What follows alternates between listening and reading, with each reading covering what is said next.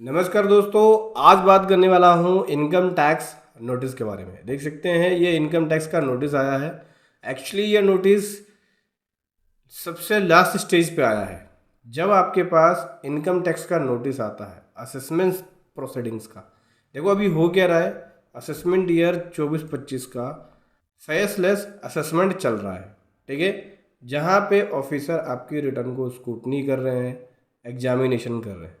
जिन लोगों ने access deductions ले लिया, एक्सेस एग्जेम्पशन ले लिया, HRA, 80C, 80D, education loan का डिडक्शन हो गया या डोनेशन का डिडक्शन हो गया, 80G में हैवी हैवी डिडक्शन ले रखे हैं और रिफंड ज़्यादा क्लेम कर रखे हैं, उनका रिटर्न स्क्रूटनी में सेलेक्ट है, असेसमेंट में सेलेक्ट है, उनका फेसलेस असेसमेंट हो रहा है।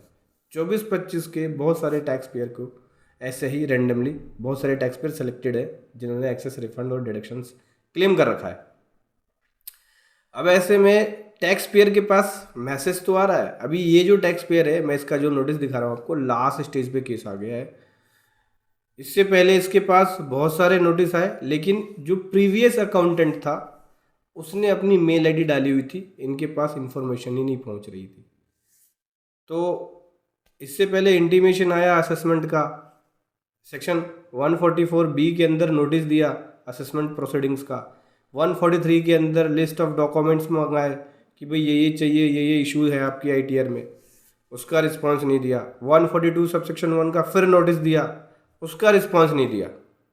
तो अब इन्होंने एक उसके बाद शॉ कॉज नोटिस दिया कि भाई आपकी इतना डिसअलाउ कर रहे हैं, ये अमाउंट ऐड बैक हो जाएगा, उसका भी रिस्पांस नहीं दिया।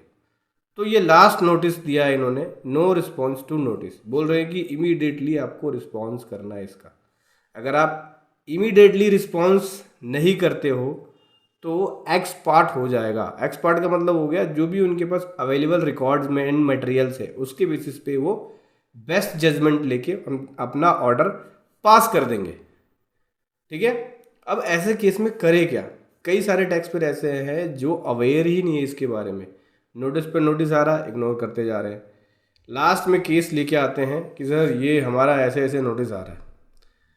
अब ऐसे केस में पुराने नोटिस का अगर ड्यू डेट निकल चुकी है तो आप रिप्लाई नहीं कर सकते, और ड्यू डेट है तो पुराने नोटिस का आपको एक रिप्लाई बनाना होगा। और टाइम लेना चाहते हो तो आप वहाँ पे टाइम लिख सकते हो कि भाई ये रीज़न था और हमें थोड़ा टाइम चाहिए।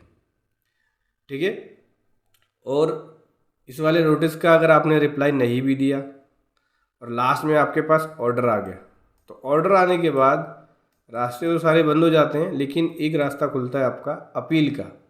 आप इनकम टैक्स अपील में जा सकते हैं। ठीक है, लेकिन तब तक कुछ पेनल्टी, नॉन कंप्लायंसेस होने की वजह से पेनल्टी लग जाती है। ठीक है, अगर आपकी हैवी डिमांड है तो अपील में जाने के अलावा और कोई रास्ता नहीं बचता है आपके पास। तो ऐसे केसेस में आपको पुराने सभी नोटिस का रिप्लाई तैयार करना पड़ेगा, सारे केसेस को देखना होगा, देन उसके बाद अपील बनाएंगे और अपील फाइल करेंगे। अपील में मैटर जाएगा, फिर अपील अथॉरिटी के अंदर मैटर जाएगा, CIT अपील होती है, कमिश्नर ऑफ इनकम टैक्स, वहाँ जाएगा, फिर वहाँ पे आपके केस पे जजमेंट होगी, उसके बेसिस पे आपका केस का फैसला होगा। तो मैं यही कहना चाह रहा हूँ कि कोई भी इनकम टैक्स का नोटिस आए उसको लाइकली मत लो, उसको सीरियसली लो, उसका रिप्लाई प्रॉपर टाइमली करो। और अगर आपके पास मैसेज आ रहा है और आपकी मेल आईडी पे कोई भी इन्फॉर्मेशन नहीं है, हो सकता है आपकी मेल आईडी चेंज हो, किसी और की हो, अपनी मेल आईडी चेंज कराइए और नोटिस को देखिए और टाइमली रिप्लाई कीजिए। ऐसे केस में जहाँ पे लास्ट स्टेज में केस आ जाता है तो सारे रास्ते बंद हो जाते हैं, ऐसे केस में एक अपील का रास्ता खुलता है।